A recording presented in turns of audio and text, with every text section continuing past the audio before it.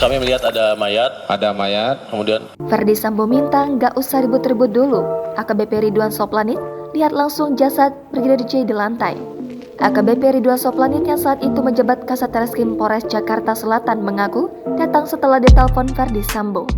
Ia juga melihat Ferdi Sambo memukul tembok dengan keras usai Brigadir Nofriansah Yosua Huta Barat tewas ditembak. Ferdi Sambo meminta kepada AKBP Ridwan untuk tidak ribut-ribut saat hendak menghubungi tim olah TKP usai Brigadir Nofriansah Yosua Huta Barat tewas. Ridwan Soplanit menjadi saksi dan bercerita awal mula dirinya dipanggil Ferdi Sambo dalam sidang perkara obstruction of justice kasus pembunuhan Brigadir Yosua di Pengadilan Negeri Jakarta Selatan atas terdakwa Irfan Widianto pada Kamis 3 November 2022. Setelah melihat jasad Brigadir J dan mendengar cerita Ferdi Sambo bahwa istrinya, Putri Chandrawati, dilecehkan, Ridwan Soplanit meminta izin kepada Ferdi Sambo untuk memanggil tim olah TKP. Lalu hakim bertanya kepada Ridwan soal respon Ferdi Sambo setelah dirinya meminta izin untuk memanggil tim olah TKP. Ferdi Sambo mengizinkan Ridwan memanggil tim olah TKP, namun jangan sampai ada keributan yang memancing perhatian. Ferdi Sambo saat itu meminta Ridwan tidak usah ngomong-ngomong dulu kemana-mana, cukup panggil tim olah TKP-nya ke rumah dinas. Setelah itu, akhirnya Ridwan menelpon Eskanit 1 Satreskrim Polres Metro Jakarta Selatan, AKP Rifaizal Samuel dan timnya untuk melakukan olah TKP sekitar pukul 18.00 waktu Indonesia Barat. AKBP Ridwan Soplanit mengaku ditelepon Ferdi Sambo seusai Brigadir Yosua dieksekusi di Kompleks Polri Duren 3 Jakarta Selatan pada 8 Juli lalu. Menurut Ridwan, saat itu Ferdi Sambo menelpon sopir pribadinya sekitar pukul 17.35 waktu Indonesia Barat. Lalu sopir pribadinya pun menyampaikan kepada dirinya bahwa harus menghadap Ferdi Sambo di rumah dinasnya. Setelah itu, kata Ridwan, pihaknya pun langsung mendatangi rumah dinas Ferdi Sambo yang lokasinya bersebelahan dengan rumahnya. Di sana, dirinya langsung bertemu Ferdi Sambo yang tengah berada di garasi. Ridwan menyatakan saat itu dirinya melihat bahwa wajah Ferdi Sambo tampak murung. Namun saat itu, dirinya masih belum mengetahui adanya kejadian tewasnya Brigadir J. Tak hanya Sambo, Ridwan menyaksikan ada 4 orang lainnya saat dirinya tiba di rumah dinas.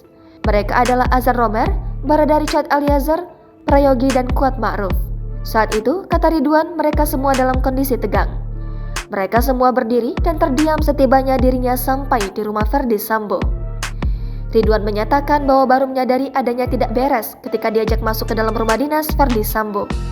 Di sana, dirinya melihat jenazah Brigadir J dalam kondisi terkelungkup.